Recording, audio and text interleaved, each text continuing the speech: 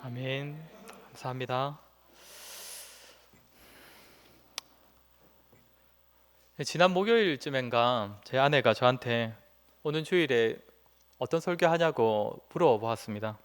대답을 하고 이렇게 얘기를 이제 주고받다 보니까 제 아내의 의도는 그래도 그 공식적으로는 부임 첫 설교인데 어떤 설교를 할 것이냐라는 질문이었고, 제 대답은 추수감사절 설교라서 이런 본문을 설교할 거다라고 대답을 했었습니다. 아내는 남편 부인만 생각해가지고 추수감사절인 걸 깜빡하고, 저는 계속 해오던 설교라서 이제 절기니까 추수감사절 설교를 해야지 라면서 부임에 대해서는 사실 전혀 생각을 못하고 있었던 것 같습니다. 사실 부임 설교라고 하면 보통 이렇게 목사들이 저 목사는 어떤 데에 관심이 있는지, 또 어떤 교회를 꿈꾸고 있는지를 좀 나누는 설교일 텐데, 저는 사실 지난 2주간 이렇게 시편 설교를 통하여서 성전에 올라가는 그 노래를 통하여서 교회 공동체에 관한 설교를 했었습니다. 저 나름대로는 항상 이렇게 마음에 품고 있는 교회는 이런 모습이어야 한다라고 생각하는 부분을 설교를 했습니다. 아마 제가 부임 설교랍시고 따로 준비를 했더라도 아마 저는 그 설교를 하지 않았을까라고 생각합니다. 미리 들었다고 생각하시고 예. 또 앞으로 또 그런 내용은 제가 또 얼마든지 또 나눌 수 있다고 생각되기 때문에 오늘은 추수감사절을 맞아서 준비한 설교를 하도록 하겠습니다. 오늘날 교회는 대부분이 두 번의 감사절을 지킵니다. 하나가 맥주감사절이고 또 하나는 오늘 추수감사주일입니다. 맥주절은 성경에 나오는 절기를 따라서 지금도 지키는 것이고, 그에 반하여 추수감사주일은 사실 성경에 나오는 절기는 아니지만 신앙의 자유를 따라서 이렇게 미국으로 건너온 이 청교도들이 기존에 영국에서도 지키고 있던 그 추수감사절을 이렇게 미국식으로 새롭게 지키기 시작하면서 시작된 절기입니다. 나중에 미국 선교사들이 한국에 기독교를 전파하면서 당연히 이 추수감사절도 자연스럽게 우리나라 기독교에도 자리 잡게 되었습니다. 시작하면서도 말씀드렸다시피 한국 교회 대부분은 11월 셋째 주를 추수감사절로 지키고, 우리 교회처럼 편의상 좀 더 추수에 가까운 때로 당겨서 지키는 교회들도 있습니다. 아무튼 맥추절은 올해도 추수를 할 수 있도록 하신 그 하나님의 은혜에 감사하면서 첫 열매를 드린다는 의미에서 보리를 처음 수확할 때 그 첫 수확을 할 그때에 하나님께 지켰던 절기입니다. 반면 추수감사절은 지난 한 해 동안 내 모든 추수를, 모든 농사를 지켜주신 하나님께 감사드린다는 차원에서 모든 추수가 다 끝난 이후에 지켰던 절기입니다. 구체적인 면에서는 조금 다른 점이 있지만 결국 두 감사절 모두가 하나님께서 나에게 추수할 것들을 허락하셨다는 그 사실에 대한 감사로 지키는 절기입니다. 물론 지금 이 자리에 앉아 있는 저와 여러분은 대부분은 농사를 짓지 않습니다. 그래서 농부의 추수를 맛보지 못하는 사람들이 대부분입니다. 그러나 우리 모두는 각자가 종사하고 있는 이 직업 가운데에서 또 올 한 해도 무사히 일할 수 있었음을 우리가 하나님께 감사할 수가 있습니다. 또 나와 우리 가정이 하나님의 도우심으로 의식주에 큰 어려움 없이 올 한 해도 무사히 보내게 하심에 대하여서 하나님께 감사할 수 있을 것입니다. 결국 우리 모두는 지난 날들, 올 한 해만 보더라도 우리를 보살피신 하나님, 농부에겐 수확이요 직장인에게는 그 자리를 지켜주신 것, 가정은 유지될 수 있도록 도우신 것을 기억하며 감사할 수 있다는 것입니다. 즉 우리 모두에겐 우리를 돌보신 하나님에 대한 감사할 이유들이 우리 모두에게 다 있다는 것이죠. 우리가 기억하여서 이런 것들이 참 감사했다, 그렇게 기억하여서 감사드리는 것보다 사실 훨씬 많은 감사할 이유들이 우리에게 있었을 것입니다. 오늘 본문 말씀을 통하여서 우리 모두는 하나님의 돌보심, 보살피심을 우리가 감사할 수 있는데, 그 하나님의 돌보심이 어떻게 나타나는지에 대하여서 다시금 살피고 또 스스로의 삶을 돌아보며 감사의 마음을 품는 시간이 되었으면 좋겠습니다. 오늘 본문은 광야 생활을 마친 이스라엘 백성이 이제 요단강을 건너서 처음으로 가나안 땅에 들어왔을 때 있었던 이야기입니다. 이스라엘 백성들은 요단강을 건너서 여리고 평지에 도착을 했습니다. 그러니까 여리고 성이 있는 그 넓은 평지를 말합니다. 거기서 이스라엘 백성들은 가장 먼저 유월절을 지킵니다. 유월절 이튿날에 11절을 보시면 6월절 이튿날에 그 땅의 소산물을 먹었다라고 합니다. 다시 말해 가나안 땅의 식물을 먹은 것입니다. 그리고 다시 그 이튿날에 12절을 보시면 이제 만나가 그쳤다라고 합니다. 광야에서 이스라엘 백성들의 주식이었던 그 만나가 그쳤고, 그래서 이스라엘 사람들이 다시는 만나를 얻은 적은 없었다라고 기록합니다. 그리고 그때로부터 이스라엘은 만나 대신 가나안 땅의 소출을 먹고 살게 되었던 것입니다. 그러니까 지금 이 본문은 사실 이스라엘 역사에 있어서 굉장한 큰 변환점에 대한 기록입니다. 애굽에서 나온 이스라엘 백성들은 광야 40년 동안 만나만을 먹고 살았습니다.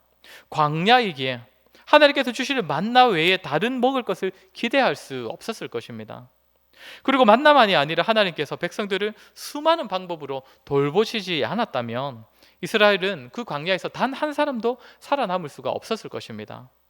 이제 그 40년이 지난 후 이스라엘은 요단강을 건너서 가나안 땅에 들어왔습니다. 이전에 살았던 광야와 달리 가나안 땅은 씨를 뿌리고 또 추수를 할 수 있는 젖과 꿀이 흐르는 땅이었습니다. 가나안 땅에 도착한 이스라엘 백성들은 그 땅에 자란 식물들을 먹을 수 있었습니다. 그러자 만나는 이제 그쳐서 아예 사라져서 누구도 다시는 볼 수 없게 되었습니다. 그러니까 어제까지만 해도 먹었던 그 만나라는 하나님의 초자연적인 돌보심으로 살아왔는데 이제는 추수한 곡식으로 먹어야 하는, 그렇게 먹고 살아야 하는 일반적인 돌보심으로 살아가게 되었다는 것입니다. 기적이 필요한 광야에서는 기적으로, 추수가 필요한 가나안 땅에서는 일반적인 역사로 자기 백성들을 돌아보셨다는 것입니다. 한마디로 하나님께서는 이스라엘 백성에게 때를 따라 돕는 은혜를 베푸셨음을 확인할 수 있습니다. 하나님께서는 늘 합당한 방법으로 적절한 은혜를 베푸셔서 자기 백성들을 돌보신다는 것입니다. 먼저 우리는 하나님께서 자기 백성을 이적적인 방법, 기적적인 방법이라고 할 수 있는 그런 방법으로 돌보신다는 것을 우리가 알 수 있습니다. 아시다시피 우리 하나님께서는 우리가 처한 환경에 따라서 우리에게 필요한 것을, 모든 것들을 공급해 주십니다. 이 사실이 이스라엘 백성의 역사에서 분명하게 드러났습니다. 여러분, 출애굽을 한번 생각을 해보십시오. 하나님께서 이들을 출애굽할 수 있도록 어떻게 도우셨습니까? 애굽의 종살이에서 해방될 수 있었던 것은 10가지 재앙이 있었기 때문입니다. 애굽의 군대로부터 도망칠 수 있었던 것은 홍해가 갈라져서 마른 땅을 건너는 사건이 있었기 때문입니다. 그리고 오늘 본문에 언급되는 이 만나도 이스라엘 백성의 40년 광야 생활 동안 기적적으로 공급이 되었습니다. 백성들이 아무것도 하지 않았지만 하나님께서 거저 주셨습니다. 하나님께서는 정말 자기 백성들에게 기적을 베푸시는 분이십니다. 특별한 방법으로, 사람들이 다 헤아릴 수 없고 측량할 수 없는 그런 기적으로 자기 백성들을 돌보시는 분이십니다. 그런데 문제는 우리의 생각으로는 사람이 기적을 맛보면 그때부터는 정말 믿음이 확고해질 것 같은데 생각보다 그렇지 않다는 것입니다. 이스라엘 백성들을 한번 생각해 보십시오. 이스라엘 백성들에게 만나가 주어졌던 시기는 출애굽한 때로부터 거의 한 달 반쯤 되었을 때입니다. 둘째 달 15일에 만나가 주어졌다라고 하는데 하나님께서 그 출애굽하기 전에 지켰던 그 6월절을 첫 달로 새롭게 지정하셨기 때문에 그때로부터 아마 한 40에서 45일 지난 때에 이제 만나가 주어졌다고 볼 수 있습니다. 그러면 이제 하나님께서 이제 만나를 주시기까지 그 대략 한 달 반 시기 동안 이스라엘 백성들이 어떤 것들을 경험했느냐? 애굽의 10번째 재앙, 장자의 죽음을 이스라엘 백성들은 경험을 했습니다. 그리고 나와서는 불기둥과 구름기둥을 만났습니다. 그리고는 홍해가 갈라진 사건을 경험했고, 광야길에 들어선 지 사흘 만에 만났던 그 마라의 쓴물이 단물로 바뀌는 그런 기적을 또 경험을 했습니다. 하나님께서 정말 특별한 은혜, 기적을 많이 베풀어 주셨다는 것입니다. 그런데 이렇게 보면 일주일에 한 번꼴로 기적을 경험한 이 이스라엘이지만 먹을 것이 떨어지자마자 모세와 아론을 원망을 했더라는 겁니다. 우리가 애굽에 있을 때가 좋았는데, 차라리 애굽에서 여호와의 손에 죽었으면, 그때 죽었으면 차라리 좋았을 것인데 너희가 우리를 인도해내는 바람에 굶어 죽게 생겼다. 이스라엘을 돌보시기 위해 하나님께서 기적을 베푸시는 것을 계속 경험했던 이스라엘이지만 모세와 아론에 대한 원망, 사실상 하나님에 대한 원망이 시작되었다는 것입니다. 이처럼 기적을 경험했다는 것만으로 모든 사람이 변화되고 믿음이 자라는 것은 아닙니다. 기적이 믿음으로 이어지면 좋은데 반드시 그런 것은 아니라는 것입니다. 그러면 하나님께서는 왜 만나를 베푸신 것일까요? 왜 기적을 이스라엘을 위하여서 기적을 행하셨냐는 것입니다. 그저 이스라엘의 원망 때문에 그들이 막 호소하니까 그들의 호소에 못 이겨서 우리 하나님께서 아이고 시끄럽다 이거나 먹어라 하면서 그렇게 만나를 던져주듯이 그렇게 주신 것일까요? 당연히 아닙니다. 우리 하나님께서는 반드시 자기의 주권에 따라 일하시는 분이십니다. 하나님께 다 계획이 있었다는 것이죠. 하나님께서 그 당시에 이스라엘에게 집중적으로 기적을 베푸셨던 이유는 그들의 상황 때문입니다. 무기가 없는 이스라엘은 애굽과 전쟁할 수가 없습니다. 전쟁에서 이겨서 출애굽을 이룰 수가 없다는 것입니다. 전쟁을 경험한 자들도 거의 없었을 것입니다. 그러니 하나님께서 대신 싸워주신 것입니다. 10번째 재앙으로, 또 홍해의 기적으로. 광야에 들어온 이스라엘은 광야에서는 농사를 지을 수가 없었습니다. 광야는 곡식을 거둘 수 있는 그런 곳이 아닙니다. 그렇기 때문에 하나님께서는 농사가 필요 없고 조리도 필요 없는 그런 만나를 하늘로부터 내려주신 것입니다. 현재 이스라엘이 당한 처지를 잘 아시고 그들이 당한 상황에 맞게 그들에게 필요한 것을 공급해 주신 것입니다. 하나님께서는 분명 자기 백성을 돌보시되 그들의 사정과 처지를 잘 아셔서 그에 맞게 공급해 주시는 분이십니다. 사랑하는 성도 여러분, 저와 여러분을 위해서도 우리 하나님께서 기적을 베푸실 수 있는 분이심을 믿으십니까? 당연합니다. 우리 하나님의 섭리는 기적도 다 포함되어 있습니다. 그러나 갑자기 시도 때도 없이 번개가 내려 꽂히는 식으로 그렇게 기적이 우리 삶에 일어나는 것이 아니라 필요한 상황에서 베푸신다는 것입니다. 우리에게 반드시 필요하다면 기적밖에는 답이 없고 하나님의 직접적인 개입 없이는 해결될 수 없는 그런 문제가 우리 앞에 놓여 있다면 하나님께서는 반드시 우리에게도 기적을 베풀어 주실 것입니다. 왜 선교지나 극단적인 상황에서 복음을 전하는 자들에게 그런 자들이 기적을 많이 경험하겠습니까? 그거 외에는 답이 없을 때가 많기 때문입니다. 그렇다고 기적 경험하고 싶어서 전부 다 선교지로 가시면 안 됩니다. 네. 그렇게 기적 경험하고 싶어 하는 것은 우리 하나님을 기만하는 행동입니다. 필요하다면 지금 우리가 지금 거하고 있는 이 자리에서도 우리 하나님께서 얼마든지 기적을 베풀어 주실 수가 있다는 것입니다. 그러면 하나님께서 만나의 기적을 베풀어 주신 목적이 무엇입니까? 이는 말씀에 확실하게 명시되어 있습니다. 우리가 잘 아는 말씀인데 신명기 8장 3절입니다. 한번 띄워주시겠습니까? 신명기 8장 3절입니다. 우리 한번 같이 한번 읽었으면 좋겠습니다. 신명기 8장 3절의 말씀입니다. 네, 같이 읽겠습니다. 시작. 너를 낮추시며 너를 줄이게 하시며 또 너도 알지 못하며 내 조상들도 알지 못하던 만나를 내게 먹이신 것은 사람이 떡으로만 사는 것이 아니요 여호와의 입에서 나오는 아멘. 사람이 먹을 것을 따라서 먹을 것을 좇아서 살아갈 것이 아니라 하나님의 말씀을 따라 살아야 한다는 것입니다. 먹을 것 때문에 살아가는 것이 아니라 먹을 것 얻기 위하여 하나님을 찾는 것이 아니라 하나님으로부터 오는 말씀, 하나님의 말씀을 곧 양식으로 삼아서 그 말씀대로 살아가는 것이 마땅하다는 가르침을 베푸시기 위하여서 이 만나를 40년 동안 경험하게 하셨다는 것입니다. 하나님께서 베푸시는 기적이 어떤 의미입니까? 기적 자체가 목적이 아닙니다. 우리 하나님과 하나님의 말씀이 드러나는 것이 기적의 목적입니다. 기적 없이는 내가 살 수 없다. 반드시 기적을 주셔야 한다. 그것이 있어야 문제가 해결된다. 그것이 목적이 아니라 궁극적으로 그 모든 것을 베푸시고 행하시는 하나님을 주목하고 그 하나님을 좇아서 말씀을 따라서 살라는 것입니다. 그러니 성도 여러분, 기적의 목적이 이것이라면, 우리 하나님과 하나님의 말씀을 더욱 붙잡게 하는 것이 기적의 목적이라면, 사실 우리는 기적이 일어나지 않아도 기적이 일어난 것처럼, 기적을 경험한 것처럼 살아갈 수가 있는 것이지요. 우리 하나님과 우리 하나님의 말씀을 따라 살아가는 것, 이것은 우리가 기적 없어도 배울 수 있고 체득할 수 있고 얼마든지 붙잡을 수 있는 진리입니다. 그러니 사실 기적이 반드시 일어나야 하는 그런 필수적인 것은 아니라는 것입니다. 이제 두 번째로 하나님께서 이스라엘을 어떻게 돌보셨느냐? 아주 일반적이고 보편적인 방법으로 돌보셨습니다. 하나님께서는 이스라엘 백성들을 초자연적인 방법으로도 돌보셨지만 그 방식이 계속되었던 것은 아닙니다. 좀 전에 말씀드렸다시피 광야이기 때문에 필요했던 방식이었습니다. 때가 되어 그 기적의 방식은 멈췄습니다. 종료가 되었습니다. 이 패턴은 천지 창조 때도 마찬가지였습니다.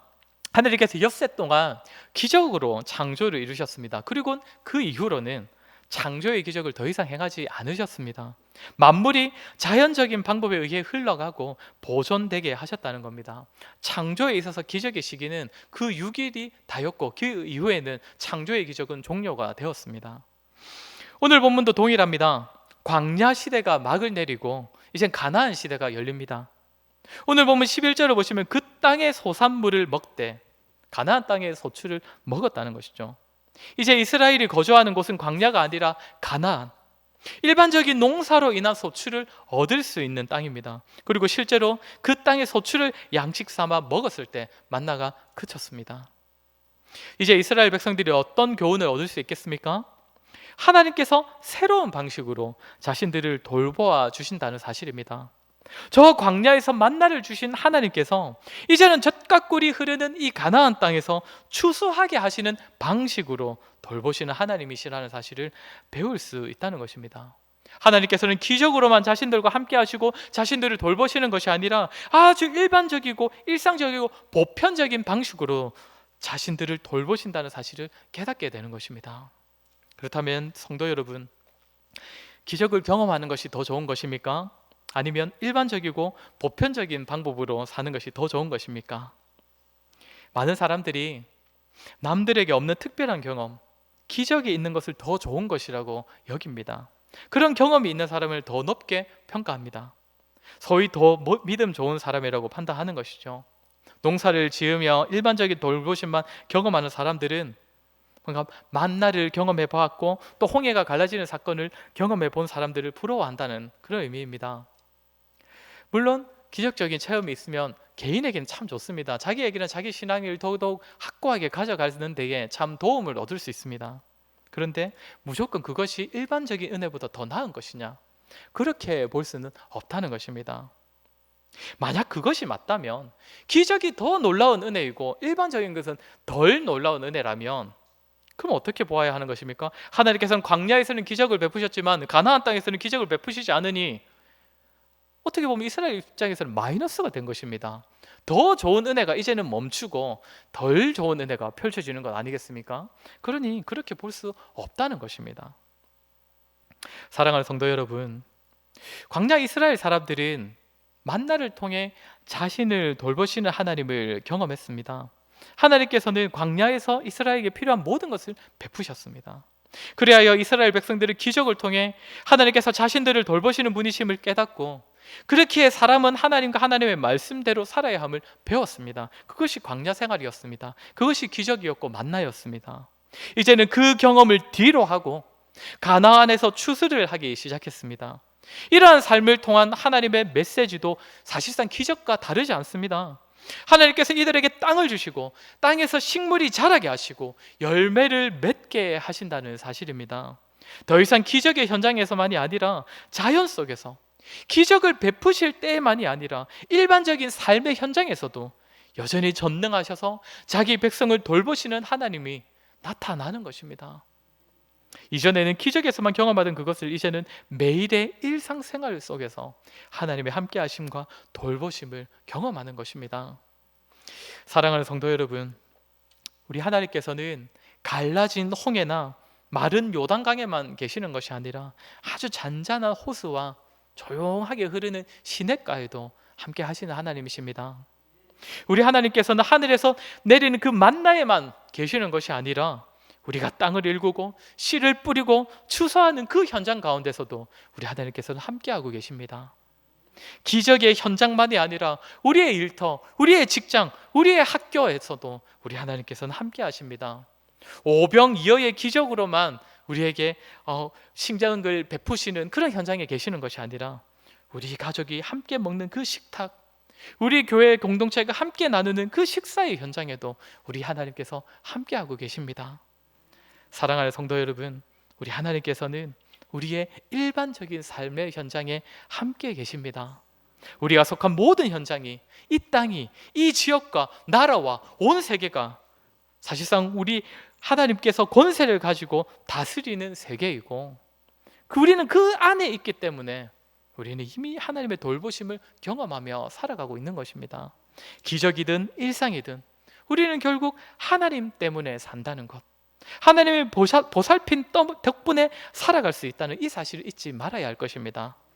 여러분, 뭔가 우리 마음에 큰 감동이 일어나지 않는다 하더라도, 그렇게 큰 감동이 일어날 만한 그런 기적적인 역사가 우리 삶에 있지 않더라도, 우리의 삶이 너무 잔잔하더라도, 때로는 재미없고 지루한 나날들, 반복되는 일상만 펼쳐지더라도 그 자리가 하나님께서 우리를 돌보시는 현장입니다. 그 일상을 통해서 우리에게 소득을 주시고 추수하게 하시고 먹고 살게 하십니다. 그러니 기적이 올 때까지 기다렸다가 뭔가 그런 것들을 경험할 때라야 하나님께 감사하는 것이 아니라 일상생활로 인하여서 감사할 수 있는 여러분 되시길 바랍니다. 이미 우리는 지금도 우리는, 앞으로도 우리는 하나님의 돌보심을 경험하고 있는 중이고 계속 경험할 것입니다. 그렇다면 결국 이스라엘 백성이 만나와 가나안 땅의 소출을 모두 경험하여서 내릴 수 있는 결론이 무엇입니까? 기적도 하나님의 돌보심이고 너무 평범한 일상도 하나님의 돌보심입니다. 그렇기에 이스라엘 백성들이 결국 깨닫는 것은 우리 하나님께서는 변함없는 사랑으로, 한결같은 사랑으로 자기 백성들을 돌보신다는 사실입니다. 이스라엘 백성들은 광야 40년 동안 만나를 먹고 살았습니다. 자고 일어나면 서리처럼 땅에 내려진 그 만나를 먹고 주식으로 삼았습니다. 그런데 시간이 흐르면서 저들의 마음에는 어떤 생각이 들었겠습니까? 우리는 만나 없이는 살 수 없다. 광야에서 태어난 광야 2세대들은 태어나면서부터 광야에서 살았고, 또는 아주 어려서부터 광야에서 살았기 때문에 이 만나만을 먹고 살았던 것입니다. 이 만나가 없으면 우리는 살 수 없다고 여기는 것이 당연하지요. 그들은 평생 만나만 먹고 살았기 때문에 만나가는 자기들에게는 결코 없어서는 안 될 유일한 식량이었습니다. 이런 마음을 가지고, 이런 인식을 가지고 가나안 땅에 도착했을 때 새로운 일이 펼쳐진 것입니다. 매일 아침 내리던 만나가 더 이상 내리지 않기 시작했습니다. 그러니 한평생을 먹고 살았던 백성들은 적잖게 놀랐을 것입니다. 아마 불안하기도 하고 두려운 마음도 가졌을 것입니다. 만나가 그쳤다는 것, 그것이 어떤 의미입니까? 하나님께서 이스라엘에게 이제부터는 너희가 알아서 해라. 내가 40년 동안이나 너희를 돌보아주고 만나를 내렸으면 된 것이지, 이제는 니들의 힘으로 먹고 살고 그렇게 막 어떻게든 먹고 살아가든지 아니면 굶어 죽든지 알아서 해라. 그런 하나님의 선언이었습니까? 그것이 아닙니다.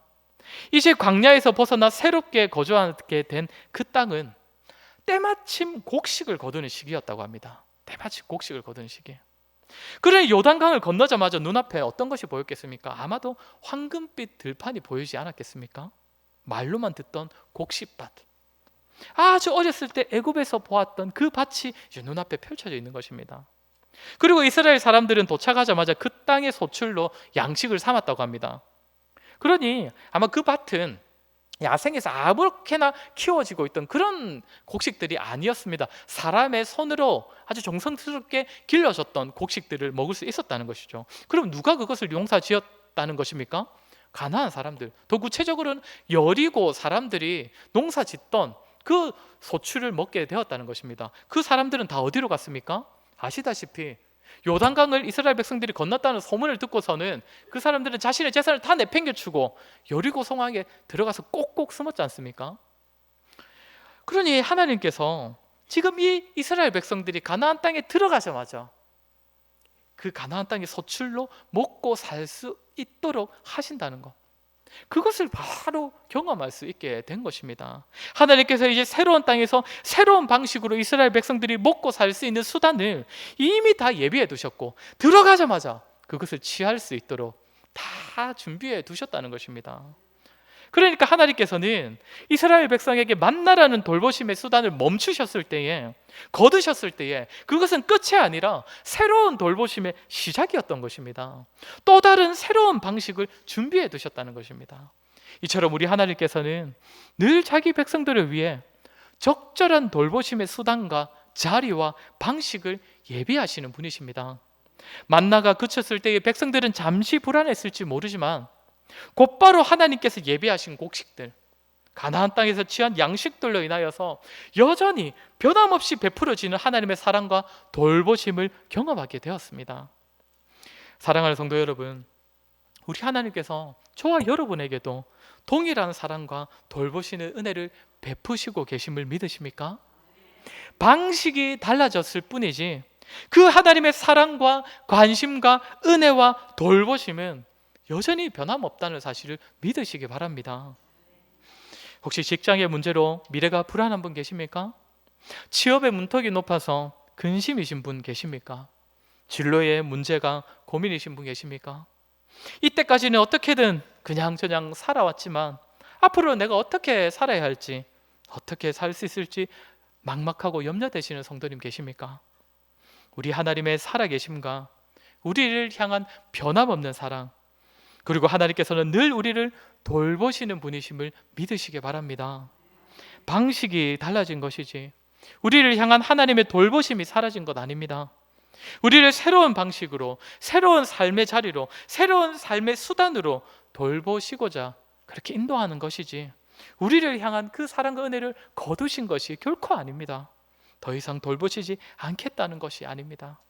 사랑하는 성도 여러분, 하나님께서는 우리의 지난 날들을 돌보아 오셨습니다. 어떤 때에는 이적을 보이시며 우리를 돌보시기도 했을 것입니다. 그리고 또 어떤 때에는 마치 그저 내가 전부 다 한 것 같고 그저 세상의 이치대로 흘러간 것만 같이 잔잔한 그런 삶을 살았을 때도 그런 방식으로도 하나님께서는 우리를 돌보아 주셨습니다.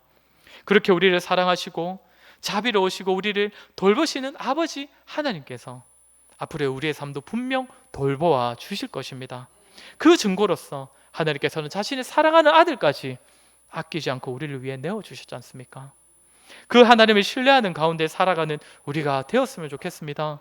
때때로 어려움의 순간에, 갈등과 고난과 궁핍의 순간에도 우리 하나님의 돌보심을 기대하는 마음으로 살아가는 저와 여러분이 되었으면 좋겠습니다. 우리 자신과 우리 성도들, 우리 교회에 하나님의 돌보심의 은혜가 충만하고 그 은혜를 서로 나누고 간증하는 일들이 더욱 많아지기를 주의 이름으로 간절히 소원합니다. 우리 이 시간 말씀을 기억하며 한번 같이 기도했으면 좋겠습니다. 우리 기도할 때 하나님,